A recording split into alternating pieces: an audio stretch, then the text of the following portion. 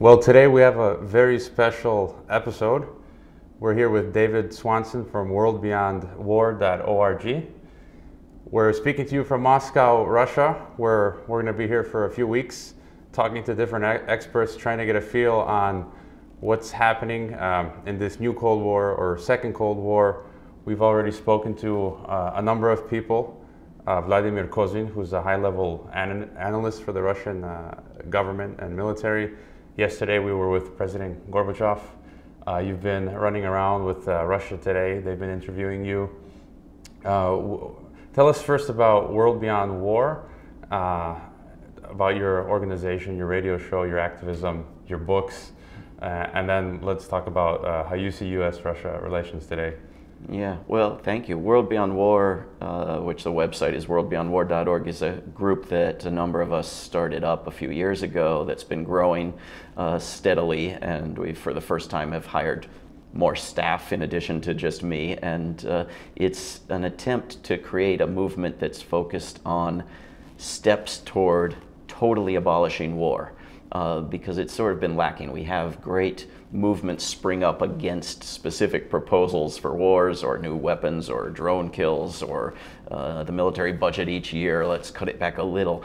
But if we're going to look at how do we actually get rid of war, then we need an educational process that does away with the idea that some wars are bad but other wars are good. It looks at all the damage that the entire institution of war does in terms of draining money, destroying the environment, stripping away our rights, the damage apart from particular wars. And then we need an activist movement that goes after the most strategic targets to take us in steps in that direction, and we need it to be global, not, focused on one country alone and based in one country alone. So we started with this statement, a couple sentences, I want to work to end all war, and gotten people to sign it in most countries on Earth, so 150 some countries, and then organized some of those people to be organizers and get more people involved, and we've started doing a lot of events, and we're hoping it will continue to grow. So your main focus is war primarily, and everything else that filters from that? Yeah, well, we argue that if you're in favor of anything else that requires funding, you need to be against military spending because it is where all the money is going. And if you want to protect the natural environment, you not only need funding to do that, but you need to stop the single biggest destroyer of the natural environment that we have, which is the military. If you want to protect civil liberties, you have to do away with the idea of the need for secrecy that comes out of war. If you don't want your local police militarized, you got to do away with the weapons profiteering system that just pours more and more weapons into the military that hands them on down. If you want to combat racism or sexism or violence domestically, all of these things fuel war, and war fuels them in return. So a lot of these issues are connected, but the one that is rarely addressed that we thought there was a gap and a need for was taking on the war machine. And what are your thoughts of the new Cold War? I like to call it the second Cold War. Yeah. In the U.S. we're seeing this unsubstantiated demonization of Russia. Yeah. One of the things that struck me here yesterday, a bunch of us were taking the metro. We stopped to look at a map to figure out where we were going, and without asking, two young Russians came up to us to help us find our way. It's just this, we feel safe here walking around. People are helpful, people are nice, people are going about their daily business. I have Americans that say, "What are you doing in Russia?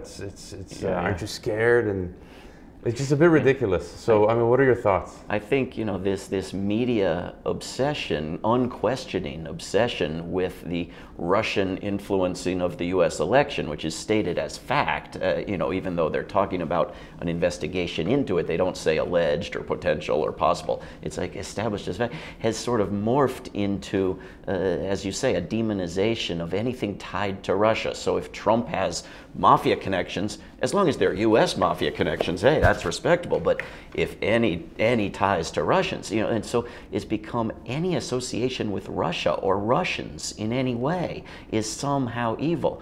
And so part of why I wanted to go here, and I think a number of us probably had the same motivation, was to be able to go back to the United States and say what we expected to be able to say, which is we went to Russia and it's not dangerous, it's not crazy, it doesn't hate you, the people are humorous, friendly, engaging, they will immediately tell you how much they love America, they don't resent any of the abuse and crime that the United States government has dished out to their country over the decades. They actually want to be friends and work together, it's a place you can come and visit and have a good time as an American tourist, and in the process get to know some Russian people. If you still have grievances with the Russian government, okay, as long as you can, substantiate them with some evidence. Like all governments, the Russian government has many flaws, but this demonizing of a whole people and a whole country has to be countered somehow. And what's the real issue though with the new Cold War? Because in the first Cold War they said communist expansion, even though Stalin was for socialism in one country. What's the story? What's going on right now? Who's seeking what? Who's the real aggressor in this case? Well, in a sense, the first Cold War didn't really end except on one side. There were people, smart people, anti-war people, moral people, who at the time that the Cold War supposedly ended, that is, the Soviet Union collapsed, which is what really did happen, said, oh, well, we're going to get a peace dividend where the United States is going to stop all these wars because all these wars have been for fighting communism. Well, fighting communism was the current excuse of the moment for all the wars that had been part of the U.S. government's modus operandi from day one, from before there was a U.S. government. And that never changed. In recent years, you've had the excuse of terrorism. You couldn't say, well, if terrorism ever goes away, then the wars will go away, because it won't ever go away. But with Russia, the U.S. really needed Russia if it couldn't have China as a big enemy. Iran wasn't really gonna sell enough weapons. And you've had, in recent years, you've had some really humorous hearings in the U.S. Congress with top officials just unable to explain who the enemy was and desperate to come up with an enemy. Well, what did they do with Russia? They facilitated a violent coup in Ukraine, and when the newly installed and partially Nazi government of Ukraine began threatening the right to speak Russian, to use the Russian language and so forth, and the people of Crimea voted overwhelmingly and not under any threat of violence to rejoin Russia. Well, then you immediately had this story of Russian expansion and Russian annexation and Russian invasion, and we had big news stories in the United States. Russia has invaded Ukraine, and it would sort of fizzle out as there weren't any photographs of the invasion, and nobody knew what it was all about. And a couple weeks later, Russia has invaded Ukraine, over and over again, and then a plane shot down and determined conclusively without evidence that Russia had shot it down. And so Russia became depicted as an imperial aggressor, by a country that spends, well over 10 times what Russia does on the military and has bases in numerous nations surrounding Russia, while Russia, has nothing of the sort near the United States. Russia is an evil aggressor. You must protect the world from Russia. This is what the Pentagon wanted. I've seen articles in Capitol Hill newspapers like the Politico newspaper where you have Pentagon officials, anonymously, but high up Pentagon officials, openly admitting that the whole thing is created for, number one, profits, weapons sales, and number two, bureaucratic interests of the military and NATO wanting to have some reason to exist and expand. They're just open about this in a way that would have been, considered shameful in decades gone by. And so here we are with, good liberals having added on the motivation that somehow it's anti-Trump to be anti-Russia, and good conservatives or right-wingers just happy to be anti-Russia, leave Trump out of it. But and in reviving habits of the previous Cold War, it's just come so easily to the mouths of media spokespeople in the United States. And something interesting you mentioned, there's a few notes that the Soviet Union wrote to the USA in the 1950s to France. You can find them online, these official letters sent from Russia, and it was mentioned by the Russian military analysts who spoke to us that the Soviets and the Russians wanted to join NATO. Yes. They wanted to be part of this collective security organization to have a more secure and peaceful world. Yeah. But they were just constantly rejected, as you say. Why is that? And I think you answered, because the U.S. needs an enemy. Yeah. When the Soviet Union collapsed, the Warsaw Pact also collapsed. This had been the justification for NATO. So the reason for NATO to exist went away. But NATO didn't want to go away. NATO wanted desperately to figure out some way to go on existing. And the first major way it figured that out was to have a war in the former Yugoslavia. Well, that wasn't going to work well with Russia. Russia wasn't going to play along with that. NATO needed to become a military force that goes off and fights wars in various places. Pretty soon, it ended up being Afghanistan, but Russia had been there and done that. The Soviet Union, but Russia was, just remained desired by the Pentagon and openly, stated as such in Pentagon documents without any break from the previous Cold War to the current Cold War, as if there was no end in between. Russia remained a desired top enemy. And you couldn't let your top enemy join your coalition of forces to protect the free world from that enemy. It wasn't going to happen. But yes, Russia was open to it, and of course the obvious solution was not to have the two enemies join the one alliance, because then who are they going to go attack somebody in Africa or Asia? No, get rid of it entirely. And the U.S. ambassador, the Russian ambassador to the United States, who's been much in the news lately, and who did he talk to when, and who lied about meeting with him, he came to my town and spoke at the University of Virginia, and I asked him, why should NATO continue to exist at all? And weren't you promised at the time that you went along with Germany reuniting that NATO would not expand eastward? And he said, yes, we were promised that. And he came within an inch of saying NATO should be abolished. He sort of put it very diplomatically, as he's trained to do. But he said, I was a Russian ambassador to NATO, and I had faith in their honesty and openness, and I don't anymore. And this is the general story, that the new Russia after the Soviet Union trusted that promise and trusted that NATO and the United States were losing their reason for hostility. They would cease being hostile.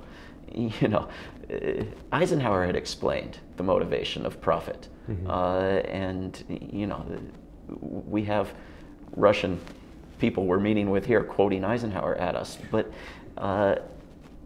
to have imagined, no matter where you were in the world, it was a little naive. And so here we are this week, being hit by this tidal wave of new naivete, if it's sincere, that Trump is going to be our friend, And it's like Trump is going to be the new Ronald Reagan.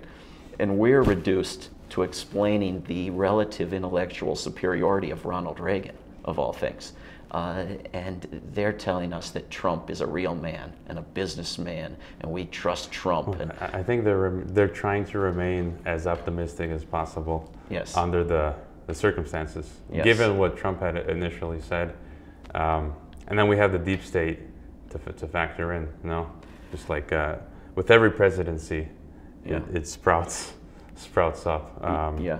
I mean, it should tell them something good about the U.S. public that Trump got elected saying he would get the U.S. out of Afghanistan and NATO was obsolete and we don't need any more wars and all this. You know, I mean, that ought to tell them something positive about we, the people of the United States. But Trump, the idea that there's any coherent ideological position in that head of his, I mean, is just laughable.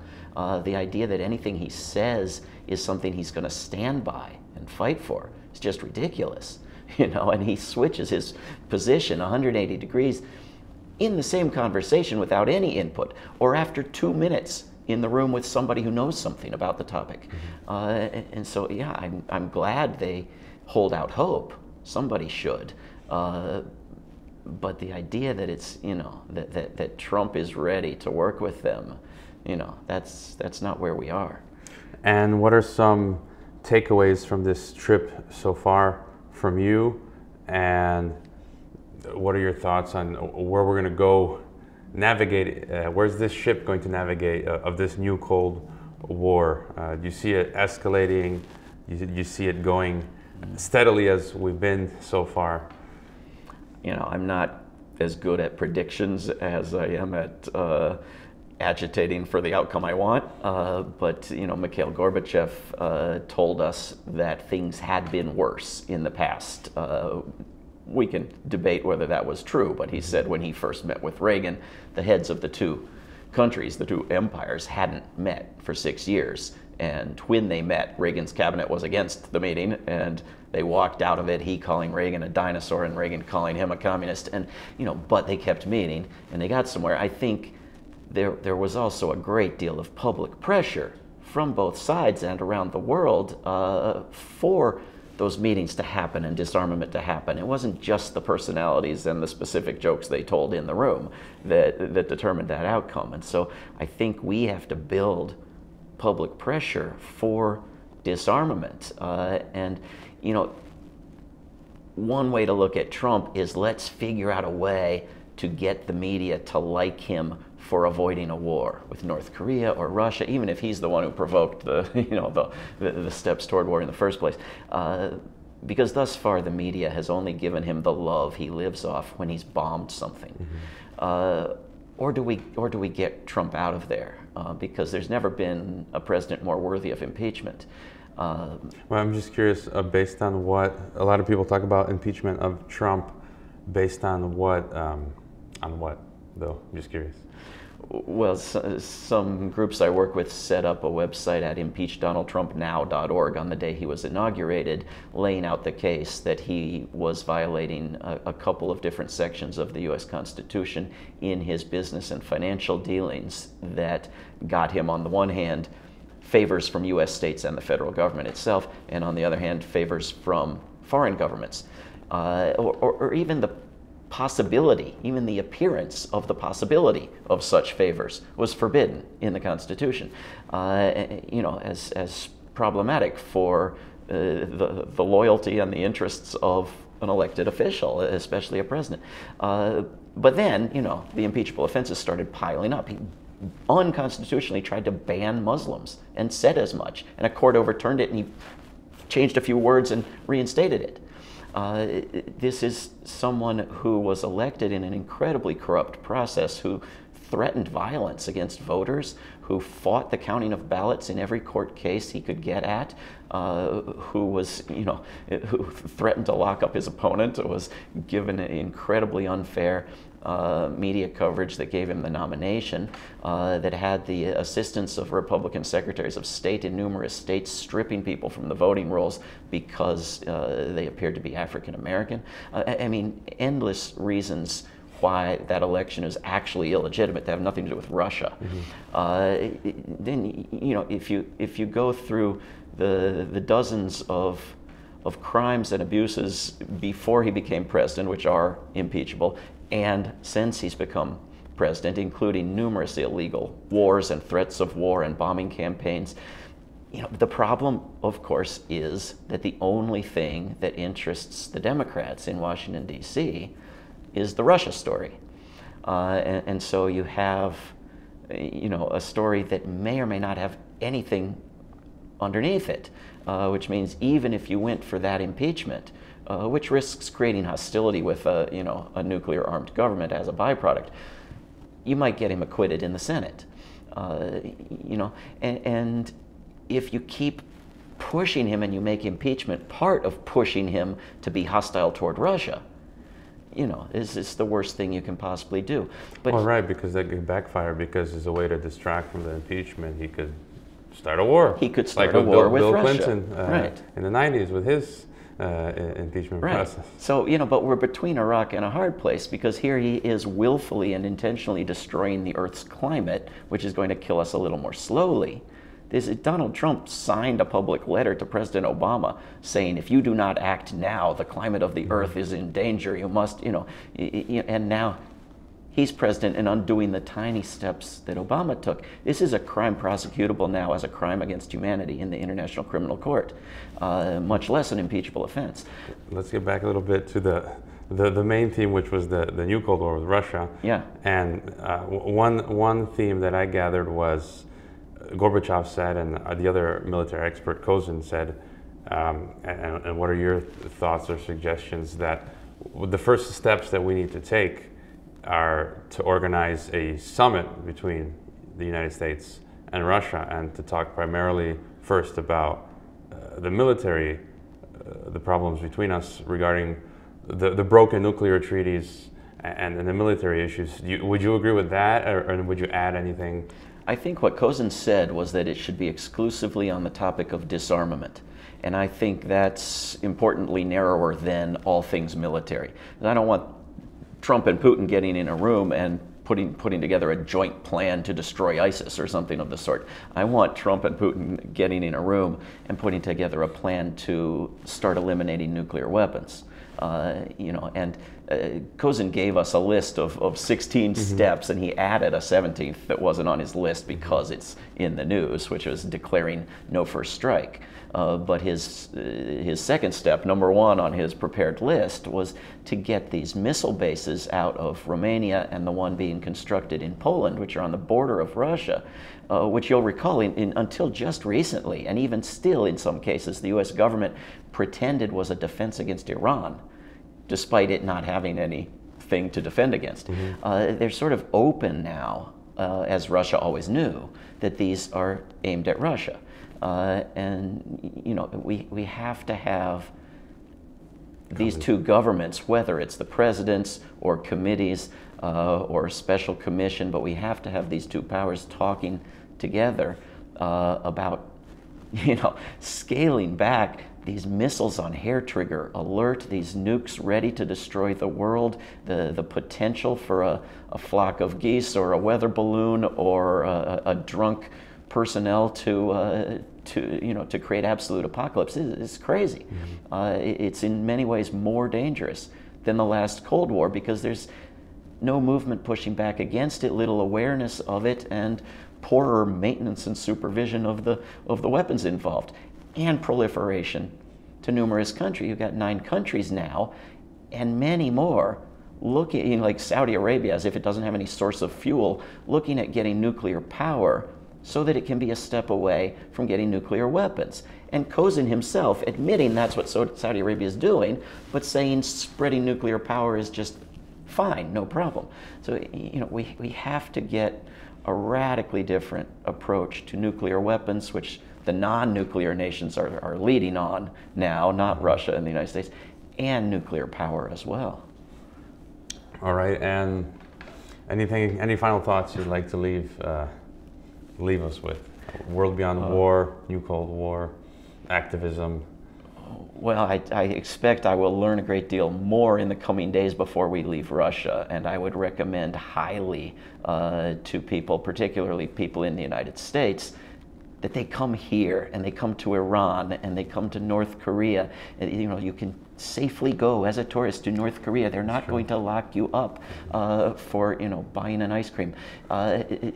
Go to these places, meet these people, meet them by Skype if not in person, and learn from them, even if it's just learning what their perspectives are.